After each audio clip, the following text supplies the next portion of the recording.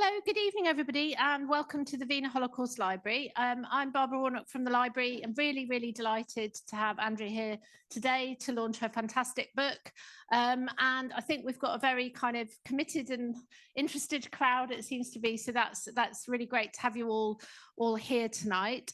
So Andrea's going to talk for a little while, and then there'll be a bit of a chance for some questions as well, and then as some of you have worked out, there's some refreshments available as well, and the book is for sale tonight for the special price of £12, so let one of our staff know if you'd like to purchase the book. So just to introduce Andrea, so Andrea Hammel is Professor of German and the Director of the Centre for the Movement of People at Aberystwyth University. She has researched refugees from National Socialism who fled to the UK for over 20 years. She led a project on refugees from National Socialism in Wales, learning from the past for the future, which involved co-curators who were refugees from Syria, Afghanistan and Kuwait. And this resulted in an exhibition which has been shown at Aberystwyth, the Senedd and the Houses of Parliament and in Bangor.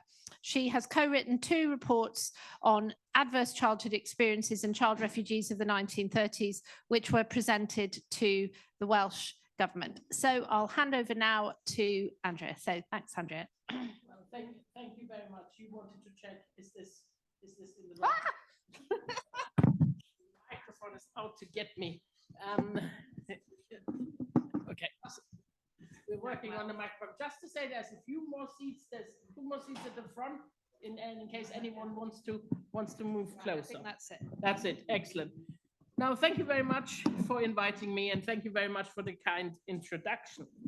Now, books like the Kindertransport, What Really Happened, they're not written in isolation. In fact, it's taken me about 20 years to write this book. And I am grateful to a number of people who are in this room, and a number of people who obviously can't make it today. So I'm grateful to my colleagues at the Research Center for German and Austrian Exile Studies at the University of London here. I'm grateful to PhD students and ex-PhD students who are, one of my PhD students, Mona Stahlberger, is here, and I know one of my former PhD students, Dr. Stephanie Homer, is on Zoom. And I'm grateful to a number of institutions who've let me look at their material, use their interviews, and special mention goes to the AJR Refugee Voices Testimony Archive. I've also looked at material in the Imperial War Museum, at the National Archives, and the Wiener Library, and I will probably mention some more institutions later. Now, I don't want to insult anyone's intelligence, but here are the basic facts of the Kindertransport. Where do I point it to move on? Have you locked it still? Yeah, you locked it, okay.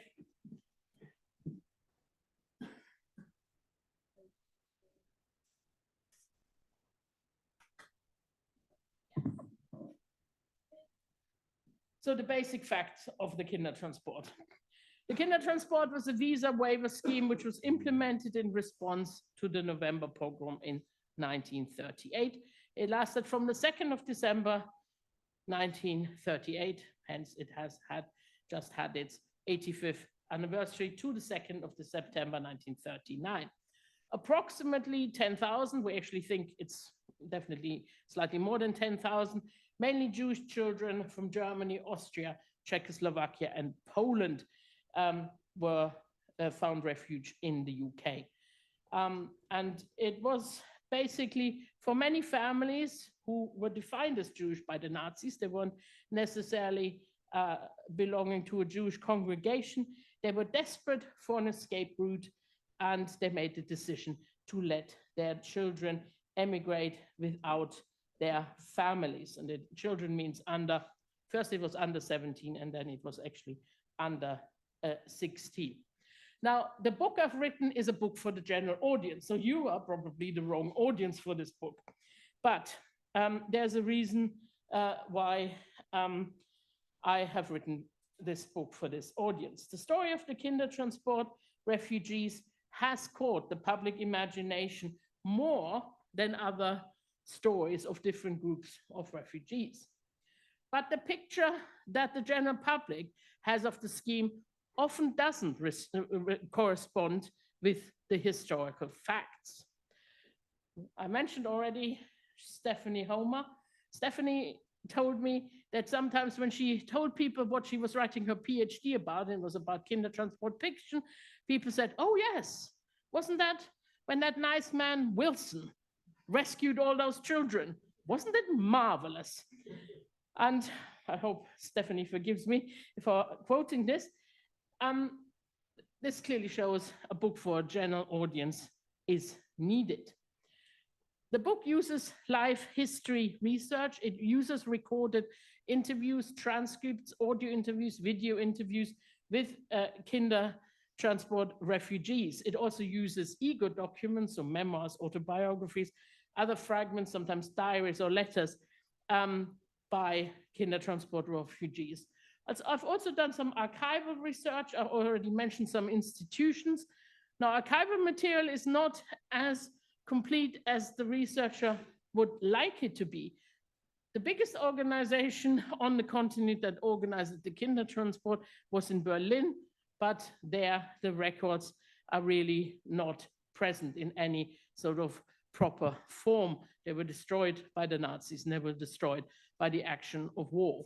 The records of the Jewish community in Vienna, the Israelitische Kultusgemeinde Wien, they are much more complete. And also we have good records of the non-Jewish, the Christian organizations in Berlin. So we have to make some certain deductions on what has happened in the overall picture. Now, my book contains stories of the Kindertransport refugees to illustrate different aspects. The stories of the Kindertransport refugees, they are very popular and they do get told in the media. And I will start with such a story.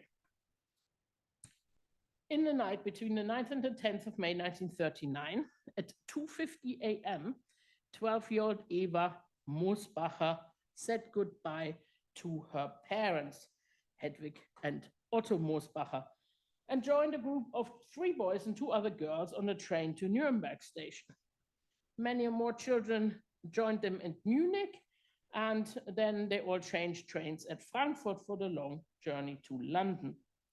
While still traveling, Eva started writing a long letter to her parents left behind at home.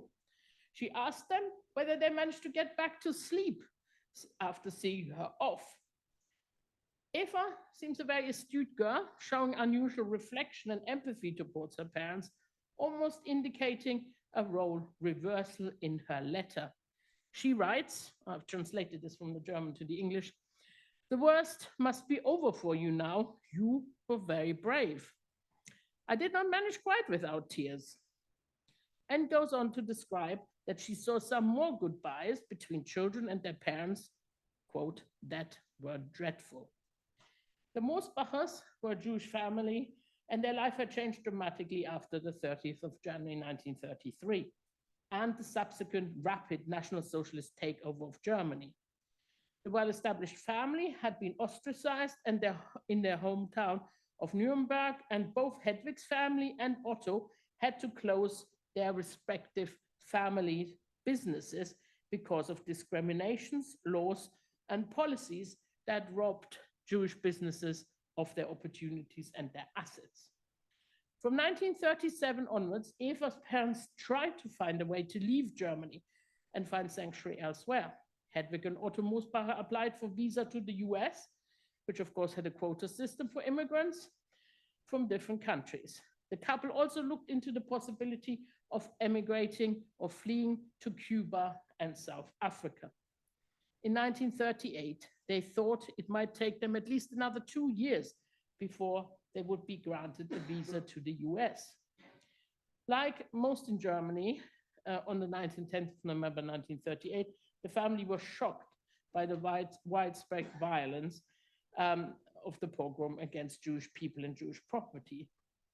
In Nuremberg alone, 9 Jews were murdered by Nazi thugs, and the Orthodox synagogue which was also used by other Jewish congregations, was attacked and burnt down.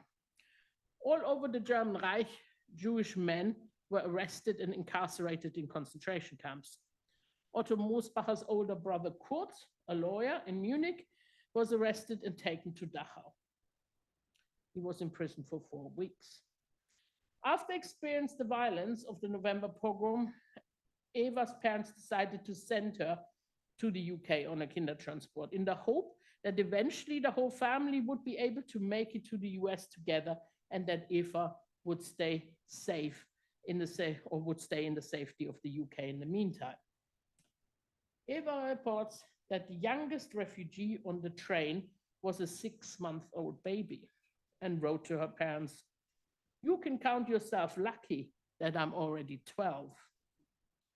Her foster placement was with two Christian women, professional women with careers in healthcare and academia in Cambridge. And they had the means and the desire to help a young refugee. They lived in a large house just outside Cambridge, and they were warm, insightful, and caring. And soon after her arrival on the 15th of May 1939, Eva started attending the Perth School for Girls in Cambridge. She got moved up a year immediately, and over the next year, Eva kept up an intense correspondence with her parents and continued to hope that Hedwig and Otto would join her soon, writing in one letter, I quote, "When we are together again, we will have achieved a lot." In other letters, Eva described the happy and educationally quite successful life of a teenage girl, while her parents described their emigration attempts. I quote, "Hopefully your Cuba plans will work out. School holidays, report good. I'm busy, got invited to the theater by my best friend. You are always in my thoughts, and I wish you all the best." Her parents back home suffered under the intensified persecution from the Nazis and continued to try to get out of Germany. In the following years, they bought ships passengers twice, from Kobe to the US, due to depart on the 17th of November 1940, and from Lisbon to New York, due to depart on the 10th of October 1941. But in neither case did they manage to get the necessary visa for entry into the US. After Eva had left, the Mosbacher parents had moved to Hedwig's hometown of Meiningen. And in October 1941, they were forced to move to a Jew house, a Judenhaus, a ghetto house. They wrote to their daughter, quote, "We have to put up with a lot that cannot be changed, but we still hope that we will get an opportunity to travel before it is finally too late." 3 years to the day after their daughter fled on a Kindertransport to the UK, however, they were deported together with 1,000 other German Jews of all ages of the region. Eva's parents were murdered in October 1942. Their last message to Eva was dated the 24th of February 1942, and they said that they were trying to be brave and that they were with her in their thoughts. Eva did not find out about the death of her parents until years later. The sudden cessation of correspondence affected her badly. She was a very enthusiastic letter writer. She kept actually writing to her parents, "Please write more." This is rare. It was often the other way around, where the parents wrote to the children saying, "Please write more." But it was Eva in this case, and it affected her badly. But of course, she had no choice but to carry on her life in the UK. Despite the tragic loss of her parents in the 1940s and 50s, Eva seemed to be doing well. She got on with her foster mothers. She trained as a nurse at Addenbrooke's and North Cambridgeshire hospitals. And she worked as a registered nurse, moved to London, and eventually lived in Wimbledon. On 10th of November, 1963, On the 25th anniversary of the November pogrom, Eva Mosbacher took her own life in a hotel near Victoria Station. Now, we do not know exactly why people end their own lives, but from the correspondence between Eva and her parents, it is clear how much she longed for them to be with her, for them to be together again after their initial separation, and how much she suffered when the correspondence ceased.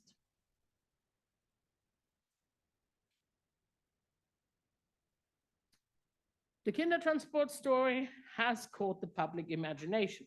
The Kindertransport was referenced when more recent group of refugees were trying to find sanctuary in the UK. After the Russian attack on the Ukraine, especially women and children sought to flee, and a number tried to find refuge in the UK. The commentator Simon Heffer commented in a Radio 4 program, "We have a noble tradition of looking after refugees." I think back to the Kindertransport. There were a number of people who criticized him for this comment, including Jonathan Friedland, who wrote, "There's history and there's myth, and they're not the same thing." Oh no, sorry. And they are not the same thing. In the category of myth come those tales nations tell themselves to feel virtuous, even heroic. Now, this is not the first time such a difference of opinion regarding the Kindertransport has happened in the public sphere. I hope that my book will show to a general readership what the Kindertransport was and what the Kindertransport was not. Starting with the situation the children, the child refugees tried to flee from. There's less known about how children experienced Nazi persecution than how adults experienced it. It's a relatively new area of investigation.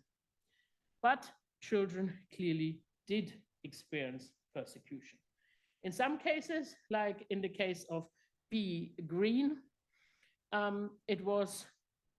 she experienced the persecution of her father.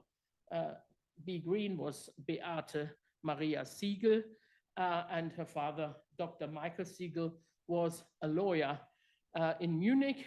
And at the beginning, in 1935, he complained to the police about the unwarranted arrest of one of his Jewish clients. He was Jewish as well. In the police station, he was beaten up by SA men who had been made auxiliary policemen. And he was then, his trouser legs, as you can see, were cut off. And he was then marched through Munich, the streets of Munich, with a sign round the neck, the sign round his neck that reads in German, equivalently translated into English, "I will never complain to the police again."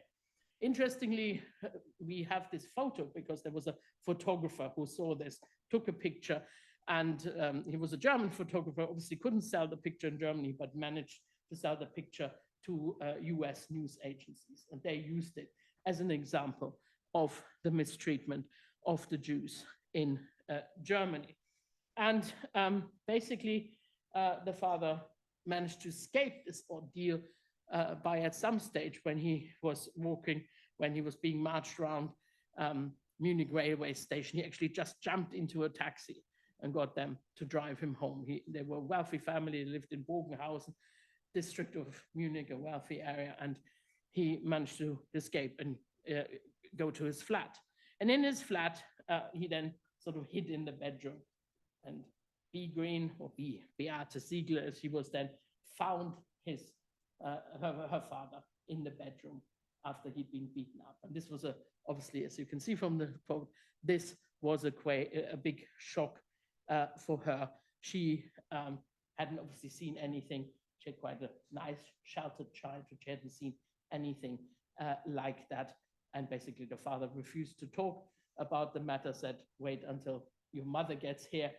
And even when the mother gets there, Dee writes in her He said in her interviews, they did do a lot of talking, but never in front of her. They obviously wanted to save her from the trauma. But it is clear that this sort of situation does something to children, and we have other incidences described in memoirs, for example, the memoirs of Ruth David, who describes what happened to her and her sister during the November pogrom, and when her house and her family's house and her family's factory gets attacked, and she and her sister jumped in the car and cowered together in the back.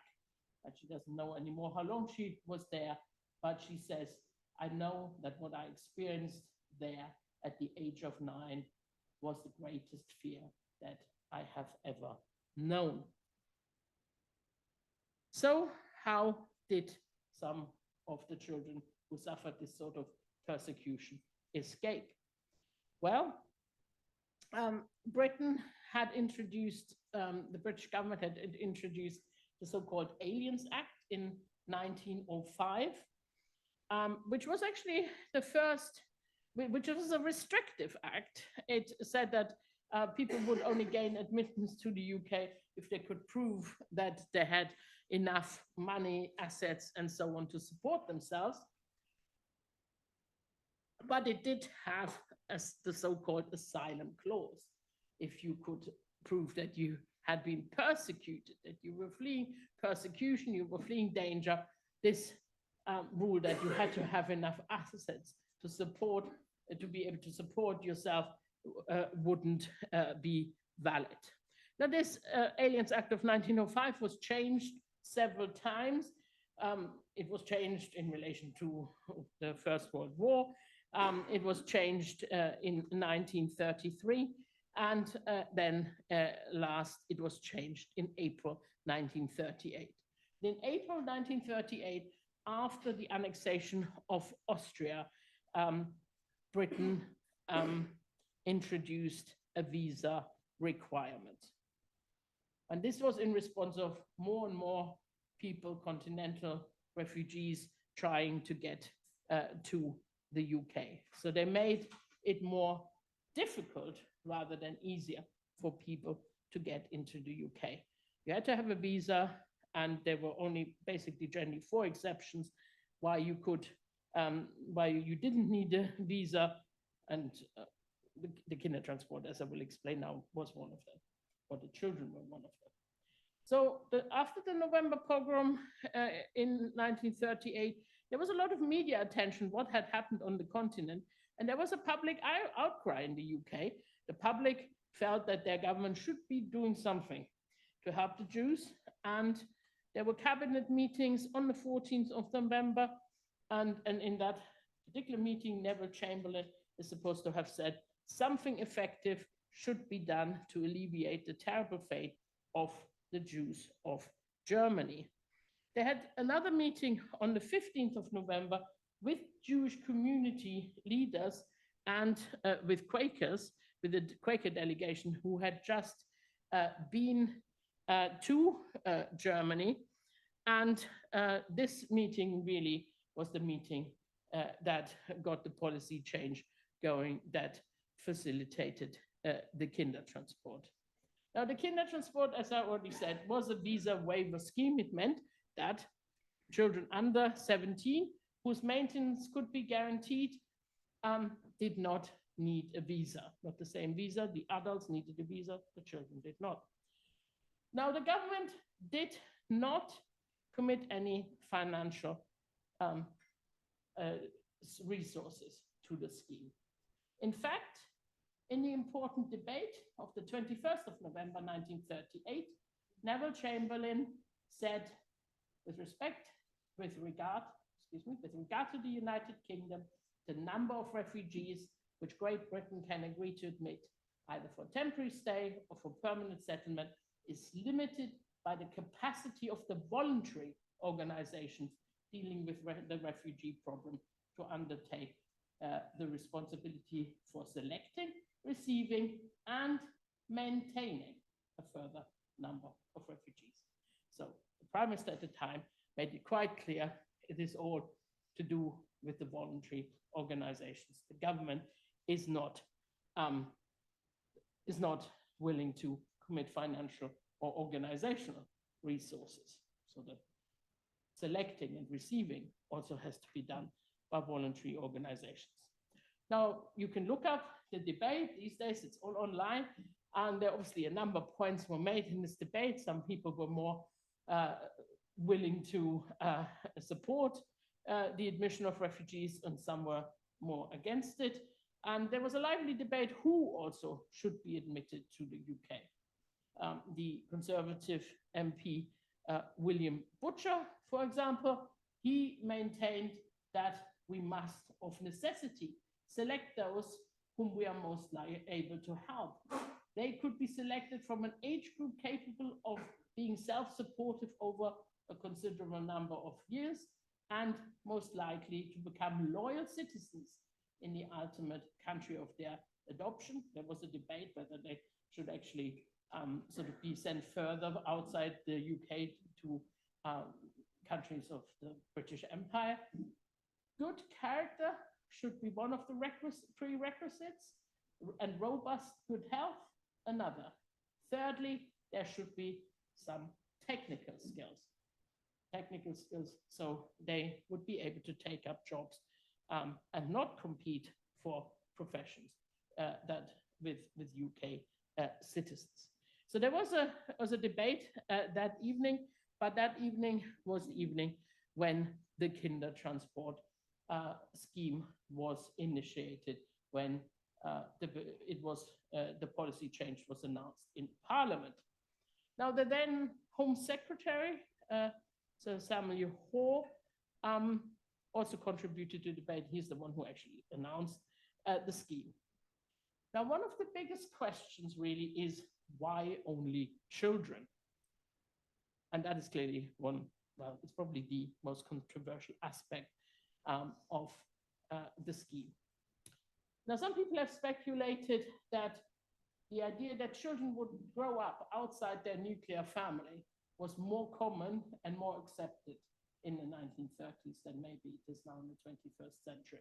Now, I think there is probably something in that.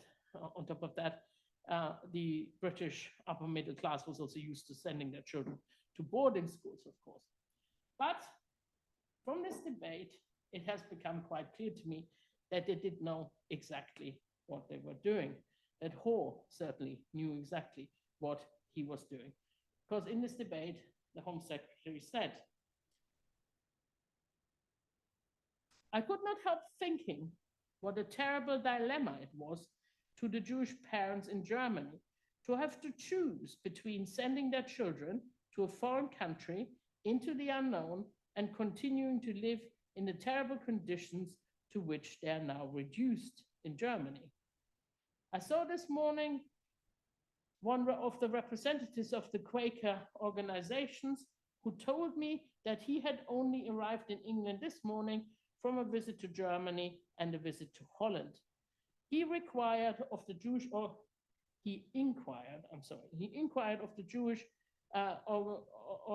organizations in Germany that what would be the attitude of the Jewish parents to a proposal of this kind, and he told me that the Jewish parents were almost unanimously in favor of facing this parting with their children and taking the risk of their children going to a foreign country rather than keeping them with them to face the unknown danger with which they are faced in Germany."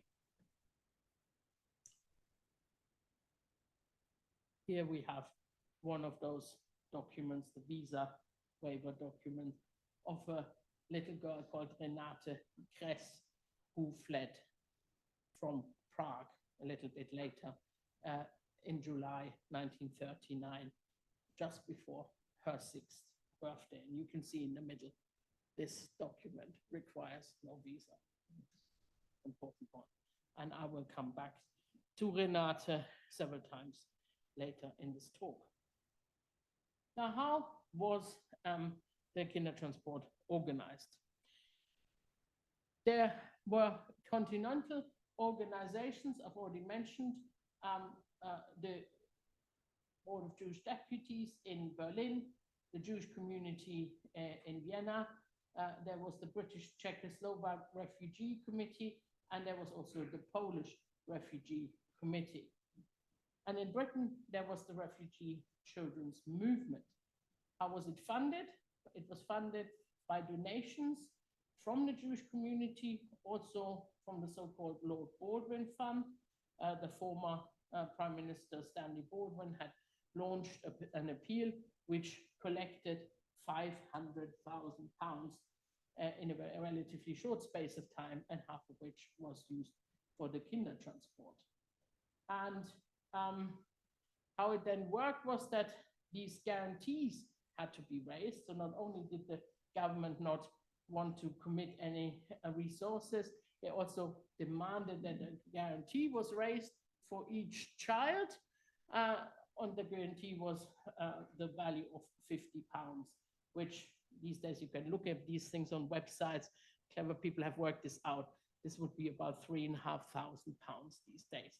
So it was a substantial amount of money, something not, well, most people could not raise.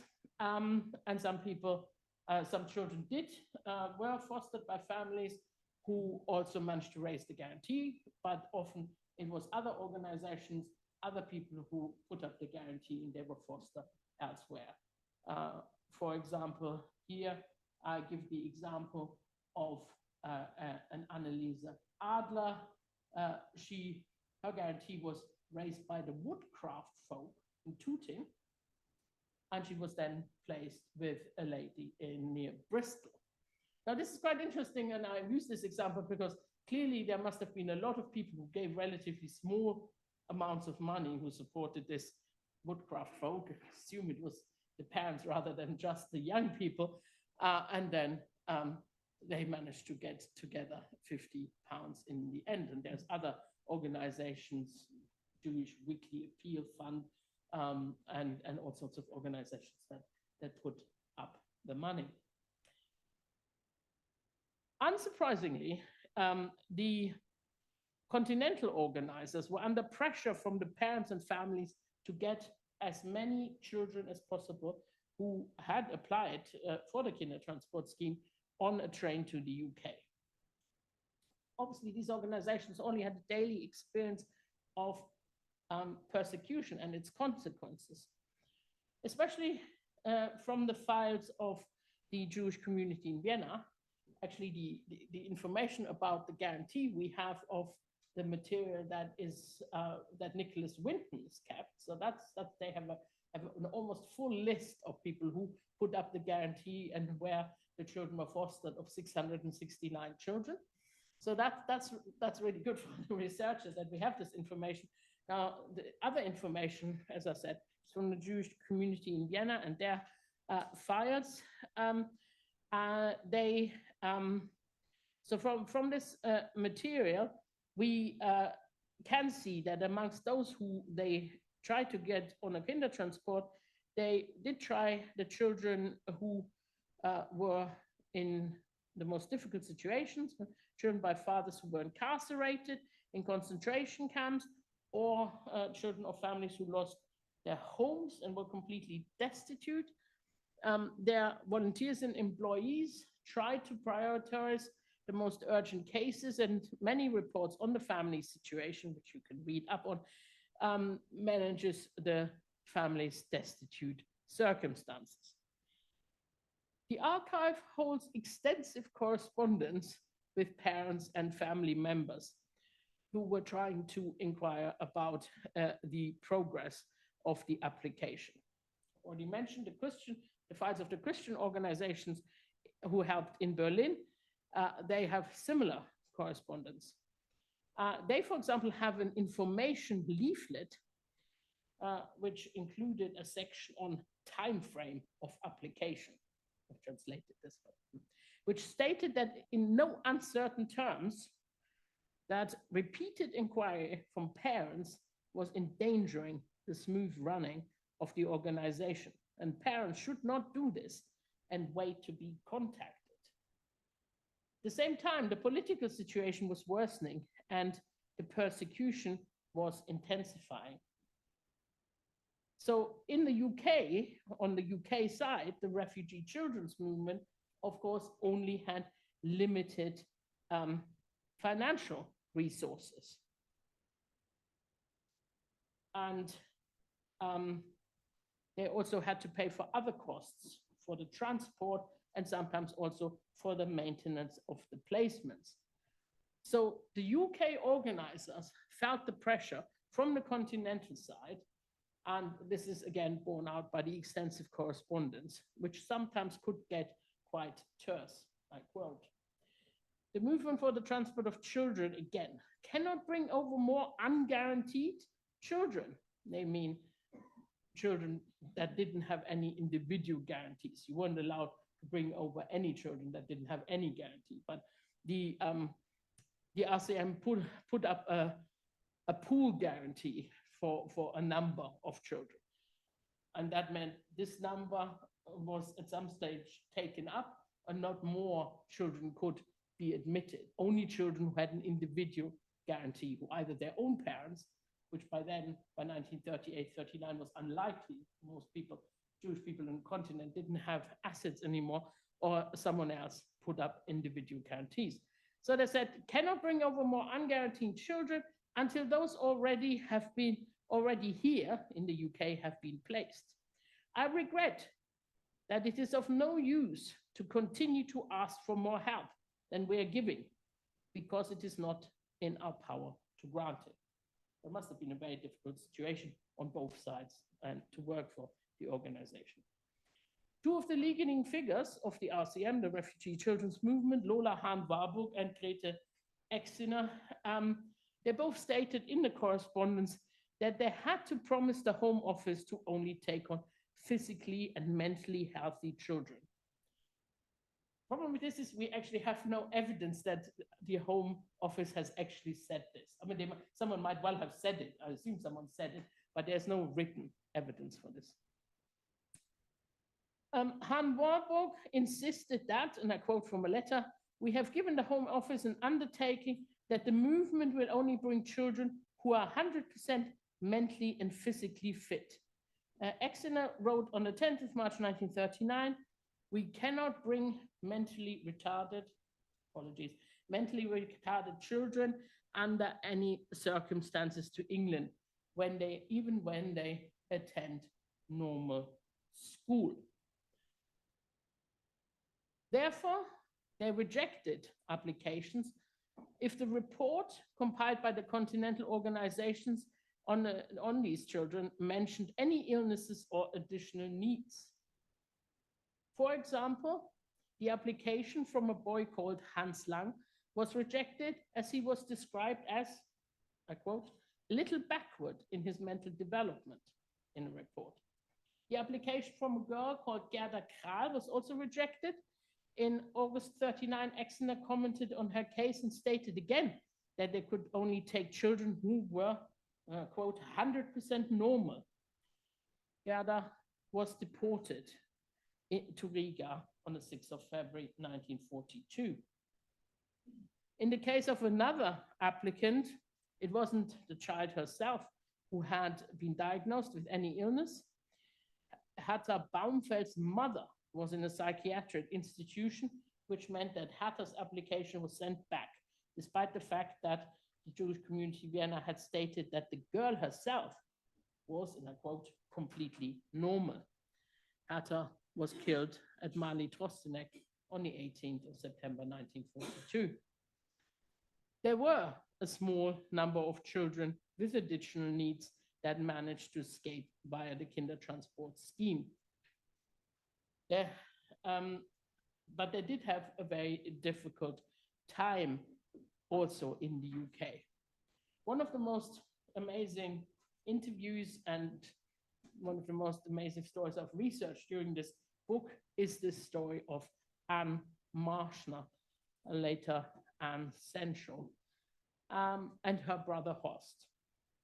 They were two deaf children who had attended the Jewish school for the deaf and dumb, as it was then called, in the Weißensee district of Berlin. They came from a very impoverished Jewish Jewish family. Their father was a coalman who'd left the family. Their mother was a sewing machinist. She worked from home. They lived in one room. They only had 2 beds for 4 people. Anne was born on the 2nd of April, 1929, and her brother was a little bit older.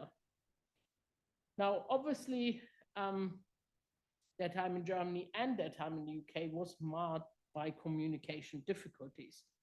Obviously, education for deaf children was not as advanced as it is today, and there was no assistive technology.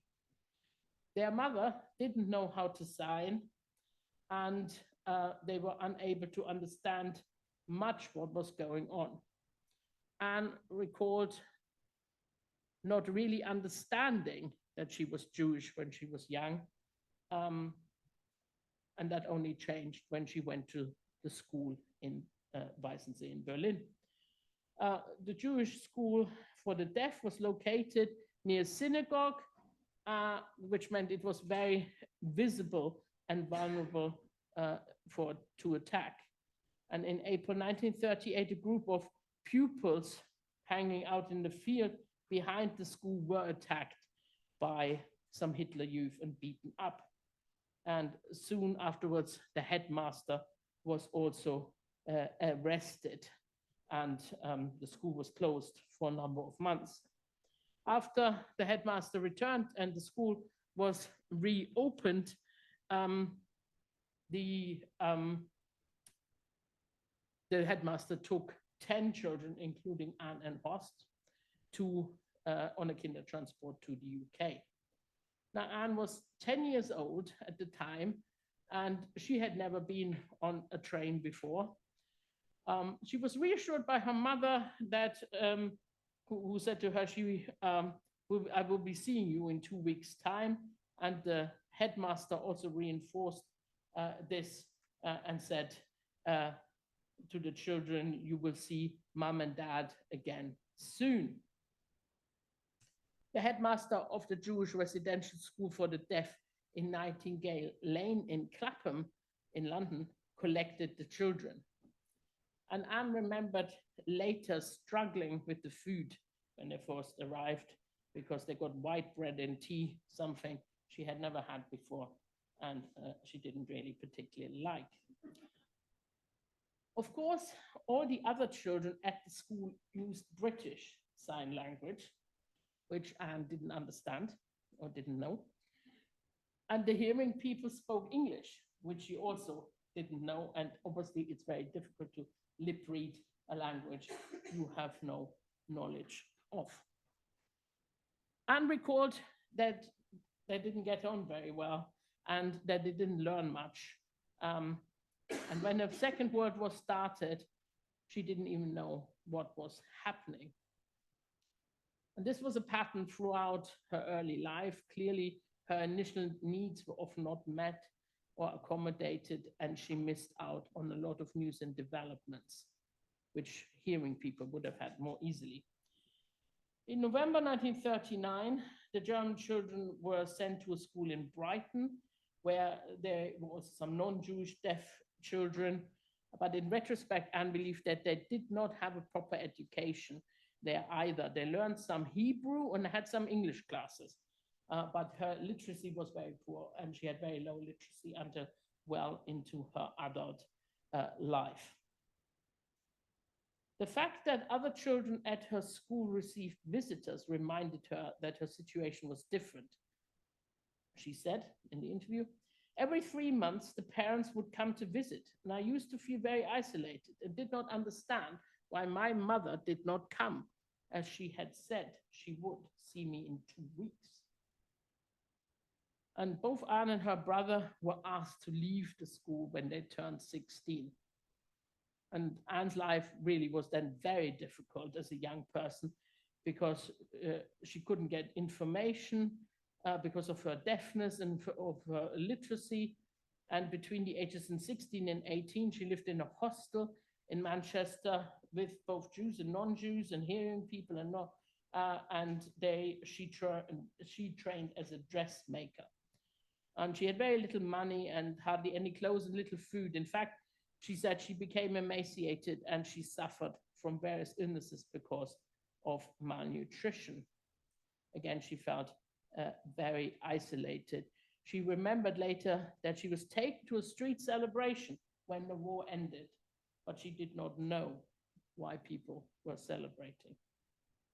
Her brother, in the meantime, also had a very difficult time. By looking at his life today, with today's knowledge of children with additional needs, we might say that as well as being deaf, he had behavioral problems. This started in school in Berlin and continued in school in the UK. He was always in trouble, and Anne recalled that he was put in a kind of solitary confinement as punishment, and that she was told not to communicate with him, a rule, she says, she broke. Very little was explained to either Anne or Horst, and when they left school at 16, Anne was not told where he was when he left school. He left first, he was a year older, where he wasn't told what was happening. He was suddenly gone. And then he appeared again for a little while, and then he was gone again. And this is because he was deported. After the end of the war, Horst, the deaf young man, was deported back to Germany. He had stolen bicycles in the UK, and he was arrested, he was caught, arrested, and convicted, and then he was deported. Years later, it was established that judicial process had not been followed, and he could have then returned, but by then he had reestablished his life in Germany. It's quite remarkable that Anne managed to carry on. Eventually, she made some friends at the Deaf Club in London, and there she met her husband, Stanley, also a deaf person. The couple married and had two daughters, one deaf daughter, Lana, and one hearing daughter, Gloria. And Gloria works as a sign language interpreter. When I talked to Anne, Gloria was interpreting. When Anne visited the building that had accommodated her old school in Berlin-Weißensee, she noted a plaque commemorating the 151 deaf children from the school who had been murdered in the Holocaust. Now, I won't discuss the issue of placing Kindertransport refugee with individual foster families, because this is often the image that most people have of Kindertransport children placed with individual foster families, and this did obviously happen a lot. But some were also placed in communal settings. Communal settings suited especially teenage refugees. And some Zionist youth organizations, such as the B'nai B'rith, used the Kindertransport scheme for their purpose of attracting people to live in a communal setting organized by Zionist organizations. In an interview for the AJR Refugee Voices Testimony Archive, Andrea Hammel describes his attitude to selecting placements for Kindertransport refugees. And I quote here from the interview that I think Bear did with Andrea Hammel. The main thing is to save lives. And if you have a non-Jewish family prepared to accept them, that's the Kindertransport refugees, let's send them wherever it is. They survive, and that's the most important thing. Very logical. What was our argument? We said yes. If there is no other way, that is a way. But if we can find a way to place 200 boys and girls in a castle, which was then given to me for the duration of the war, Gwych Castle in North Wales, next to Aberystwyth, if we can get such a place and we can place 200 boys and girls there in their surroundings, it is better than to put them to a family which has their own problems because there's a war on. And I believe that we were right. So Hachshara was established in Gwych Castle. I see a sunny picture of the Gwych Castle there. This castle still exists, and I think this is a picture I took myself. It's well known now because a television program, the television program I'm a Celebrity, Get Me Out of Here, was actually filmed at this castle during the pandemic. Now, the Hachra was established, and there is a lot of testimony. Some of the teenage refugees enjoyed their time very much. There was obviously much more freedom in such a communal setting, but others criticized that there was a lack of supervision, and also that the castle was in an extremely dilapidated state, and that you know, it was impossible to heat in the winter and all that we can imagine. And one has to say, as much as the interview with our handler is really very interesting, the Hachra was not particularly successful as an agricultural training camp, obviously preparing people for making aliyah, for emigrating, because they couldn't emigrate. And really in 1941, so after sort of 2 years, it was disbanded. And that had various reasons. It had to do with the war, had to do with lots of they were teenage refugees. Some were obviously older, they were interned. A lot of the young men and women were interned, and there was the difficulty of dealing with this castle as well. Now, war is indeed an interesting subject. I should, before I actually go to before I come to war, just mention the second picture there, which is of William Dieneman. William Dieneman, the late William Dieneman, was university librarian at Aberystwyth University. That's why I chose him. He also fled on a Kindertransport. And he was in the lucky position, he was taken into a boarding school in Bristol, and received a very privileged education, you can say. And the boarding school basically gave this place for free. And he did enjoy this, but again, although his parents also were in the UK, he never lived with his parents again. And he did always feel his family was fractured. But to come back to the war, of course, meant that lives changed, and evacuation was one issue of younger children, but internment was another issue. And quite a few Kindertransport refugees quite clearly pointed to the slightly ridiculous situation that the British government had implemented a scheme to save them from persecution, let them come to the UK. And then not very much later, just maybe about a year later, some of the older ones were interned. And I found some archival material here at the Wiener Library by a young woman refugee, Laura Heimann, who was interned on the Isle of Man between May and December 1940.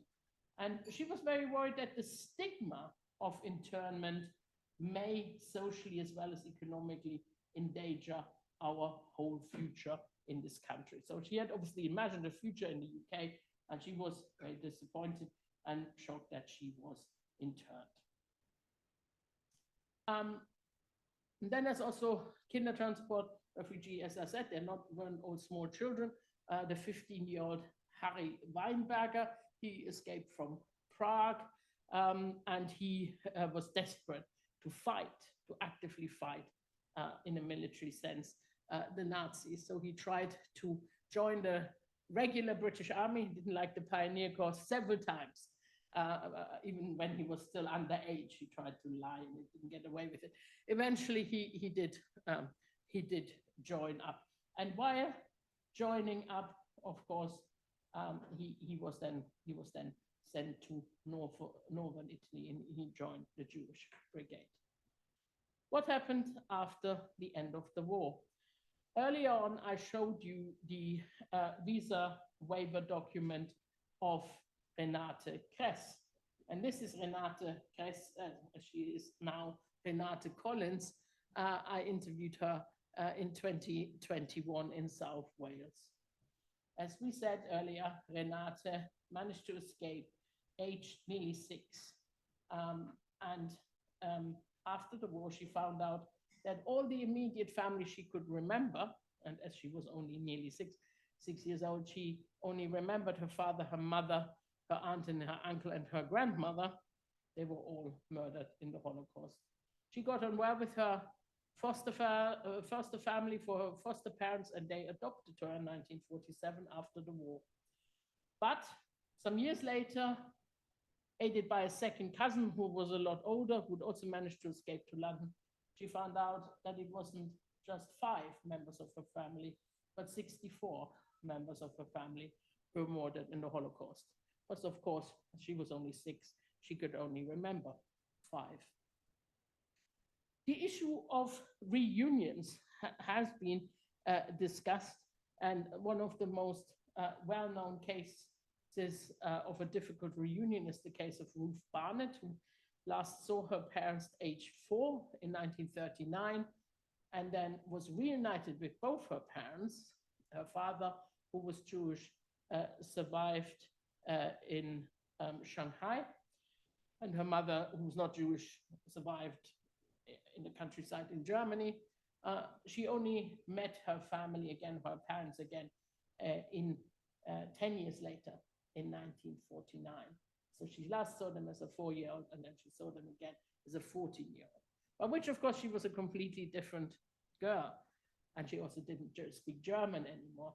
And her mother, for example, didn't speak English. So we can all imagine the very difficult situation this family was in.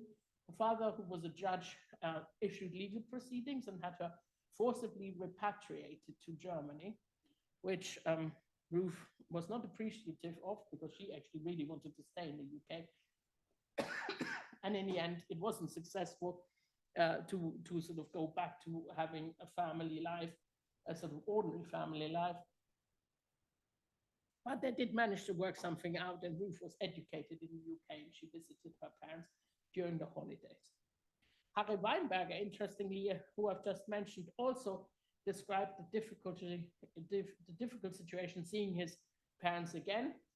He was much older, so he remembered his parents well, but he last saw them at age 15, and then, excuse me, was in his early 20s. And they had survived in Switzerland. And so when he was in northern Italy, he traveled to Switzerland and met his parents in the restaurant. And he said it was like sitting at the table with strangers. So why did I write this book? This book is trying to put on the record a critical history and explain what really happened to as wide an audience as possible. As I said, the Kindertransport was a visa waiver scheme that helped around 10,000 persecuted children to escape to the UK. Most had to leave family or friends behind because they were not given permission to find refuge in the UK. UK government neither financed nor organized the scheme. It was financed and organized by a large number of volunteers and NGOs. And I could give a different talk about this large number of volunteers and charitable organizations, because people were very kind and they really tried to help the young refugees.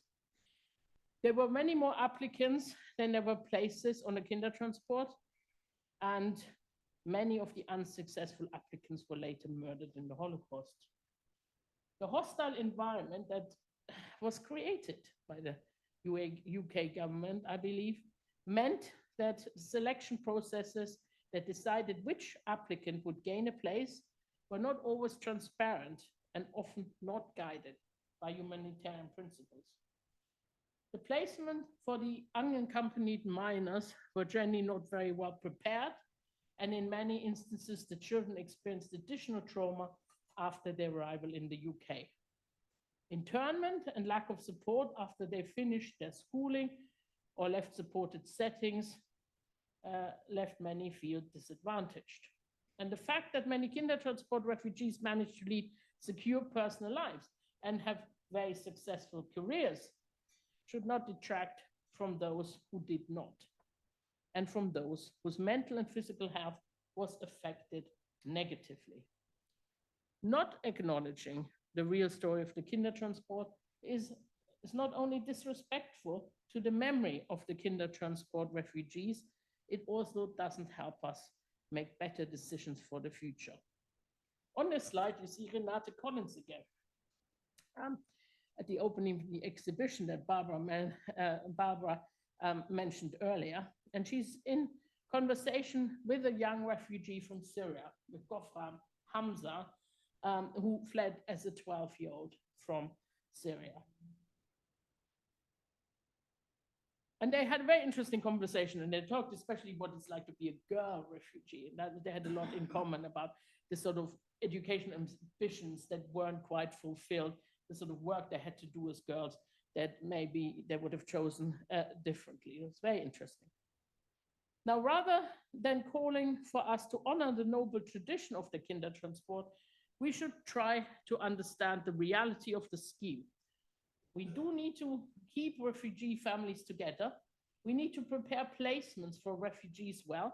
We need to respect their religious, linguistic, and cultural background. Being in contact with other refugees is important to them, as is being able to have shared experience.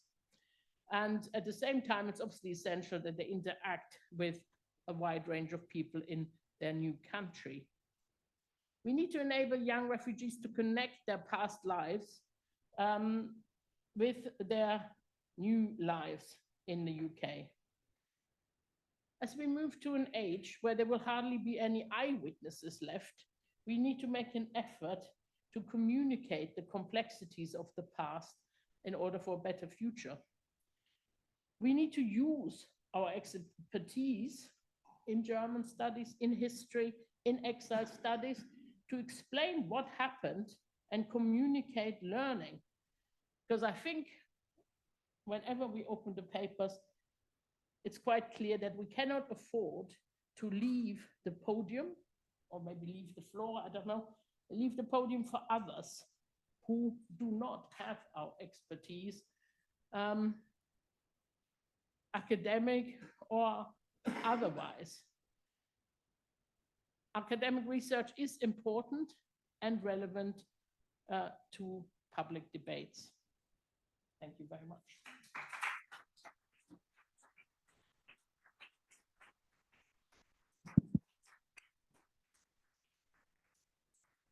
Okay, thank you very much, Andrea. That was great. So we've got a little bit of time for questions.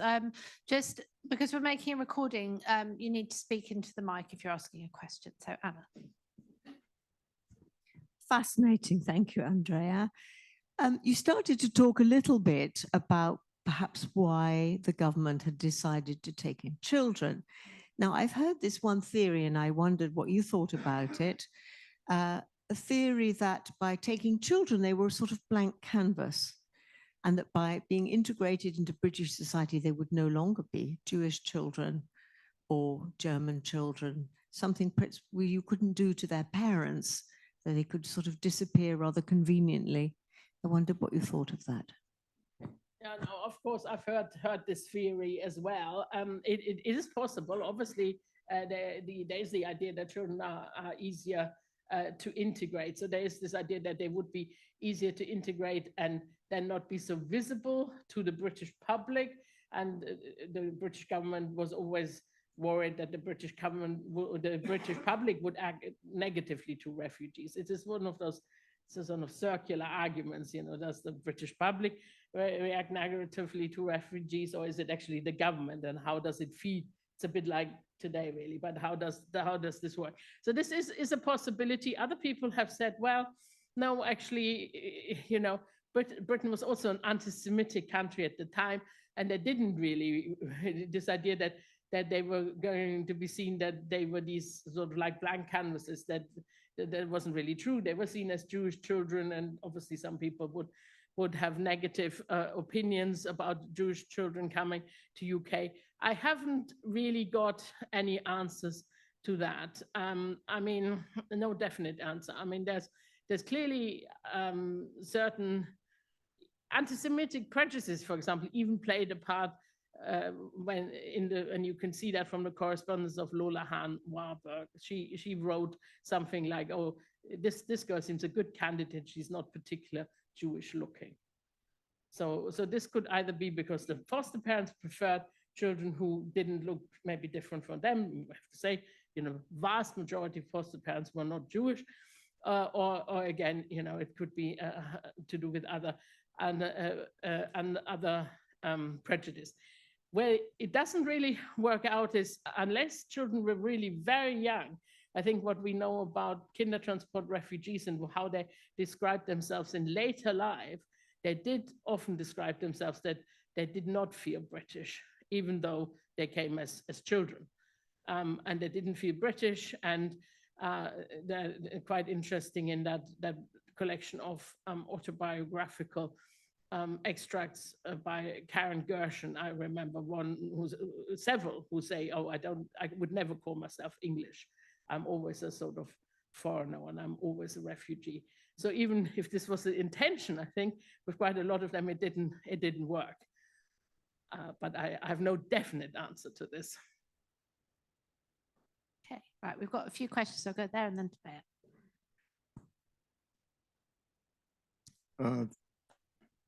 Thank you. I bought your book, I read it, I found it extremely educational. Thank you very much. Thank you.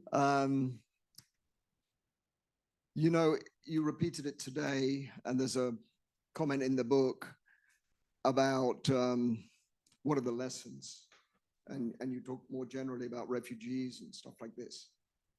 But I think in today's context, surely there's a much more substantial issue. When many of us have been taking to the streets to defend Israel's right to exist as a refuge for the Jews, when Iran and Hamas and its other proxies are trying to establish a Jew-free Middle East today, and the question is surely that. It's been an opinion I've had for a long time, but your book reinforces it, that the liberal democracies are no safe haven either for the Jews. And today, at a time of rising anti-Semitism, which takes place when there's ever a crisis of capitalism, that is a decisive lesson.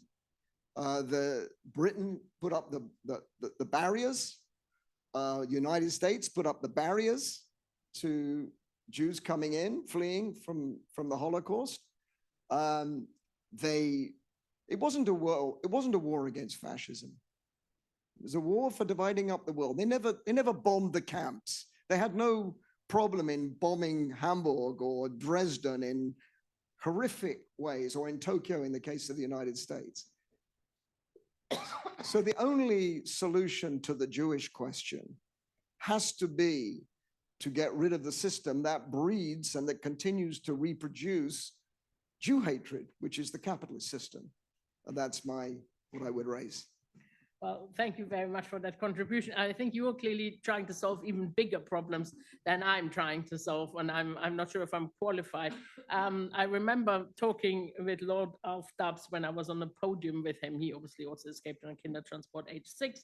And I said, so why do you just campaign on behalf of child refugees? Surely all refugees, whatever the age, should have a safe haven. They should not be persecuted. We should bring them, give them sanctuary. He looked at me and he said, because it's easier. So I don't know, I have no answer to this. So thank you very much. But yeah, I suppose I live in the UK and I've been involved with sort of refugee groups assisting refugees these days. And I suppose that's sort of my contribution. My contributions, the historical research, and then a little bit of practical help with refugees these days.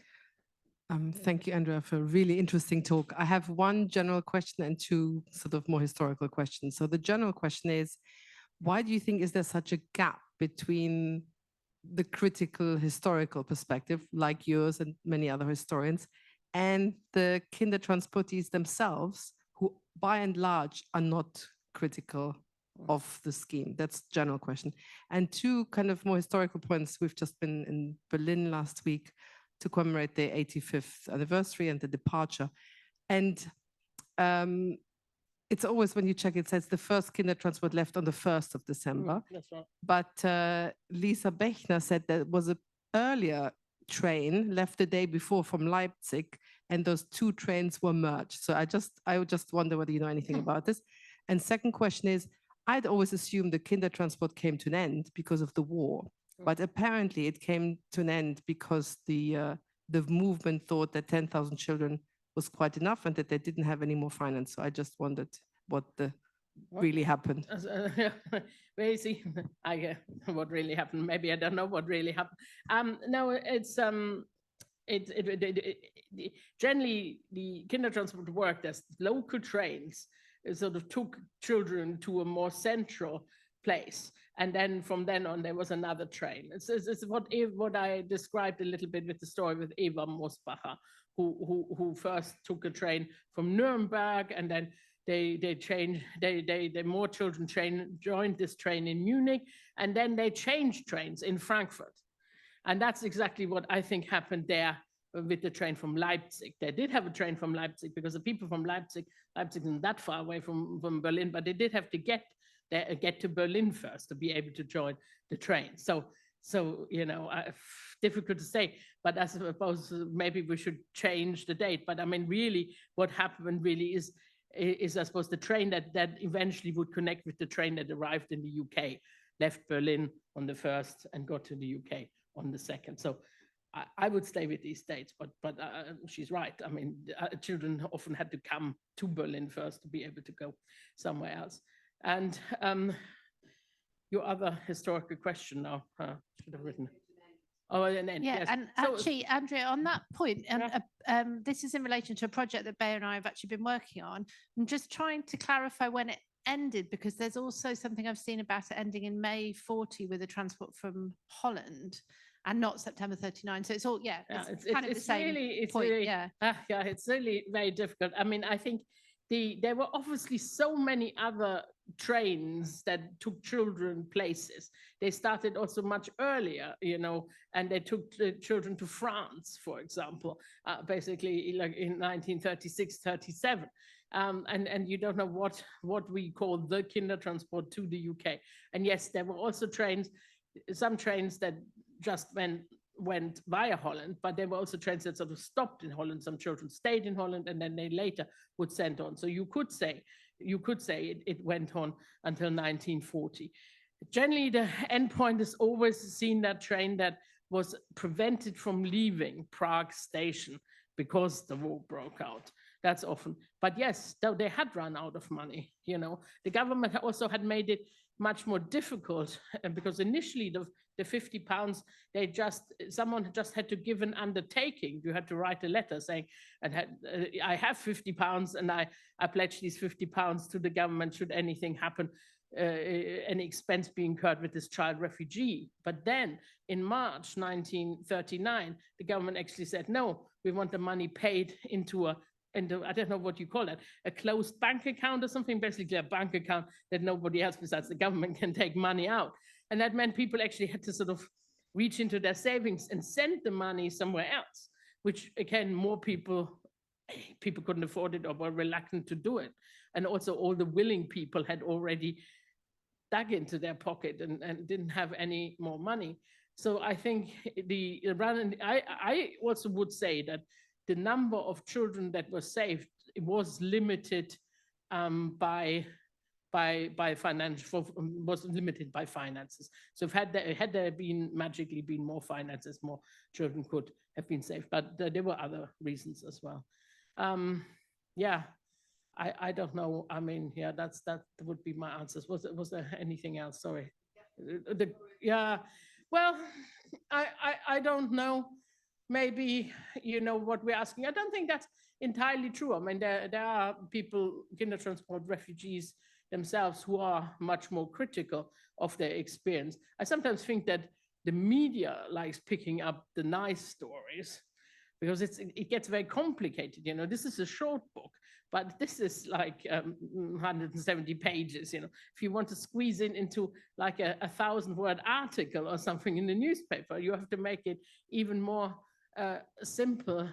And yeah, I would say there is a certain pressure from maybe the political system or the political elite as well. And maybe when you meet Prince Charles, you don't want to tell him that you had an absolutely miserable time and you know, your foster parents didn't look after you very well.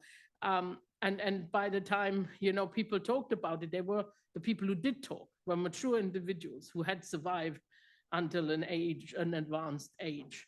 And yeah, I think that has something to do with that. But I think there are also people who are willing to say, to be more, tell a more complex story. Yes. Sorry, a quick question.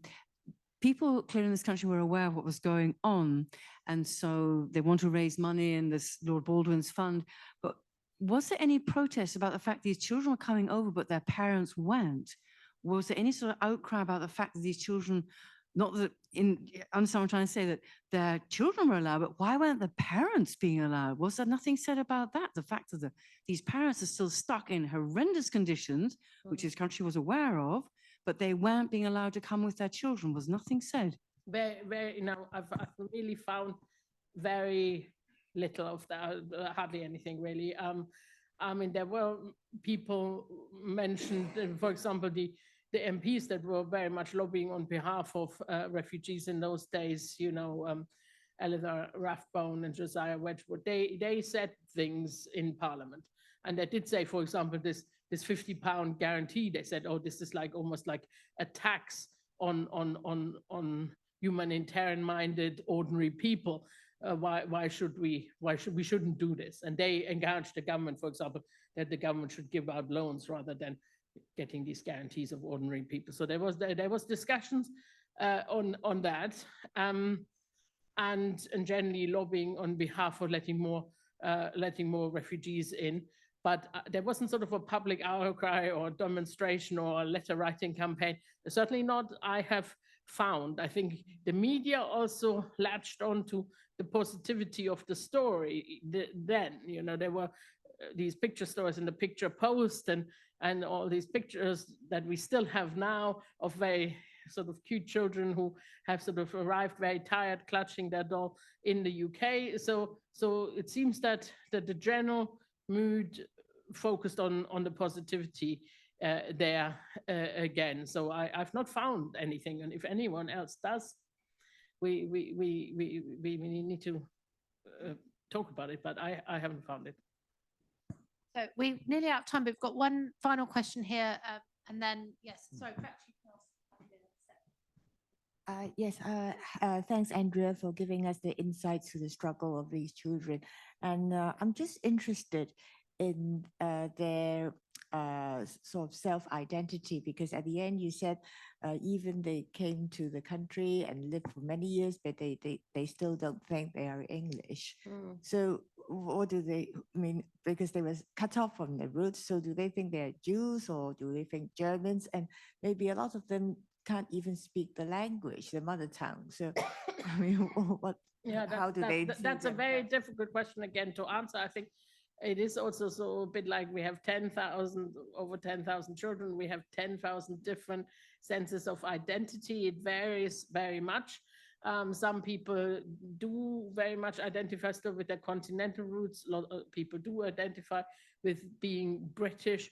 But I think that's also something when Karen Gershon collected these autobiographical excerpts for her book, I think these sort of idea of a more hybrid identity or dual identities was far less available.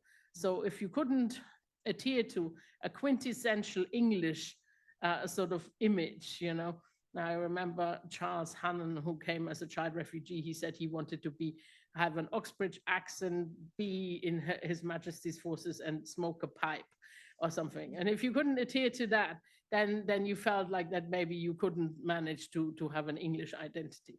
I think now, and we are talking much later, now we're talking about 20, 30 years later, now people are much more used that people have a sort of dual background. And so that means that some Kindertransportees say, well, I'm some Kindertransportee says, yes, I'm a sort of British person with a German background. And whether they are still consider themselves Jewish is another really complicated issue. And that is something that Ari Handler, for example, was very critical about. He felt that the way the children were fostered, that meant that they lost their Jewish identity. But on the other hand, there was generally a movement towards secularism at the end of the 20th and the beginning of the 21st century. So it is difficult to say, but even someone like Renate Collins, who was fostered with a Methodist minister in South Wales, she says she is Jewish. And she's maybe not a religiously practicing Jew, but I have to say there, as a non-Jewish German woman, I'm totally respect people's right to self-identify. If they say they're Jewish, then they're Jewish, and that's it's a really interesting question. It's something that when I was first started, wanted to find out much more, but I think to a certain extent I have to accept that we can't sort of really generalize. There's a lot of different stories. Okay, thank you ever so much, Andrea. So please join me in thanking Andrea.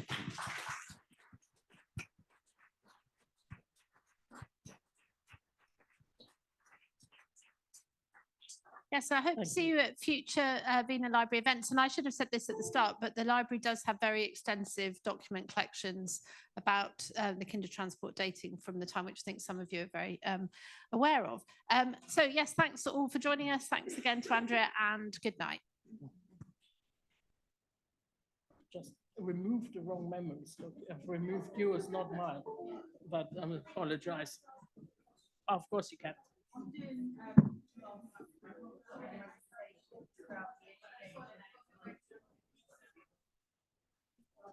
You say this is your